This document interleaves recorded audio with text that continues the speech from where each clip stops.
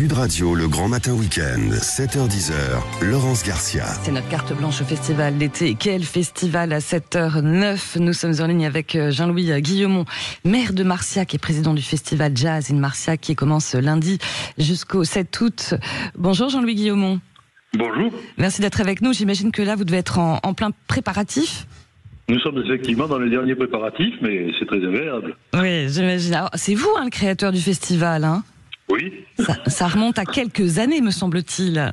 Et 1978, pour être précis, oui. Waouh. Alors, chaque été, depuis 1978, le village passe de plus d'1 millier d'habitants à plus de 250 000 spectateurs, c'est ça, en gros, au niveau des chiffres ? 320 000 au cours de la dernière estimation. Eh ben, dites-moi, j'imagine que c'est un moment attendu aussi bien par le public, les villageois et les commerçants ? Oui, c'est un moment extrêmement important de la vie de notre territoire, Jazz in Marciac, et le seul festival qui a donné naissance, je crois, à un projet culturel de territoire qui permet d'alimenter la dynamique, je vais dire, non seulement de notre commune, mais de tout le territoire dans lequel elle s'inscrit, et donc de porter un véritable projet culturel de grande qualité. Oui, alors grande qualité, là on est 47e édition.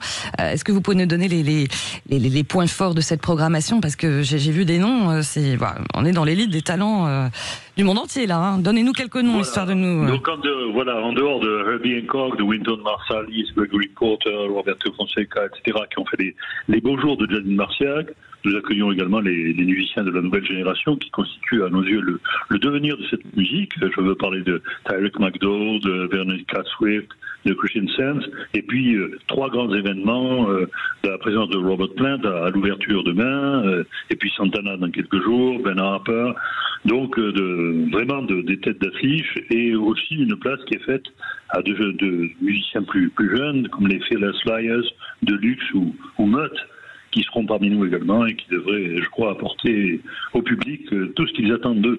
Ouais, côté musicienne, c'est pas mal non plus, hein. Rhoda Scott, Didi Bridgewater.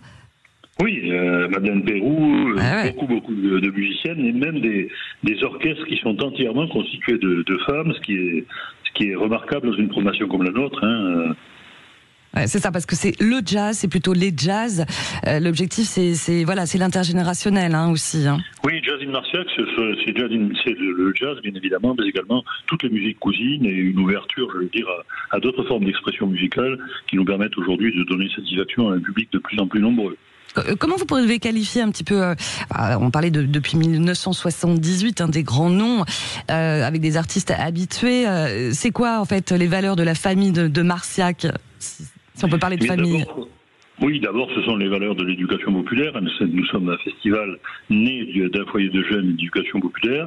Et puis, c'est un festival qui s'adresse très largement à l'ensemble de ces publics, nous pouvons dire aujourd'hui, et qui réserve une place importante dans le cadre du festival PIS, sur la place de l'Hôtel de Ville, à des concerts gratuits qui permettent à tous, d'avoir accès à la culture, ce qui est une donnée extrêmement importante à nos yeux aujourd'hui. C'est votre offre à vous comme à Avignon, en fait. Hein. Exactement, mais lui est d'accès gratuit. Ouais, exactement, tout à fait. Le but du jeu, c'est aussi forcément les familles. Justement, vous parliez des projets de développement du pôle culturel et touristique dans votre région. On sait qu'il y a beaucoup de festivals aujourd'hui qui subissent l'inflation. Ça peut être compliqué aussi pour beaucoup d'acteurs culturels dans les territoires ou ailleurs. Comment vous résistez, vous ? La culture est en souffrance aujourd'hui au sein des territoires ruraux, bien évidemment, mais un petit peu partout. Et donc aujourd'hui, notre mode de résistance, c'est bien évidemment de continuer à faire appel à nos partenaires publics, mais également de nous tourner vers un certain nombre de partenaires publics, mécènes et sponsors, qui sont aujourd'hui très présents à nos côtés et qui nous permettent, de développer nos initiatives et de ne pas pondérer en quoi que ce soit l'action de Jazz in Marciac. Beaucoup d'acteurs culturels considèrent que la culture est la grande oubliée des politiques. C'est votre avis aussi ou pas ? C'est le cas aujourd'hui, mais nous avons réussi quand même à tirer notre épingle du jeu et nos partenaires nous restent très fidèles en dépit de la difficulté des temps. Ouais, forcément. Que va faire là le maire en raccrochant en ce dimanche 7h14, très exactement? Eh bien, d'abord pour voir un certain nombre de modalités d'organisation, il reste toujours des choses à faire et puis essayer de parfaire, l'organisation générale, mais les choses sont bien rodées. Nous avons 47 ans quand même d'existence et une belle expérience dans le registre, ce qui nous permet de pas trop appréhender les choses et en espérant simplement que les cieux nous accompagnent. Voilà, il n'y a pas de raison. Et puis on rappelle que le Festival Jazz in Marciac, ça commence lundi jusqu'au 7 août. Merci beaucoup d'avoir été avec nous, Jean-Louis Guillemont. Merci à vous.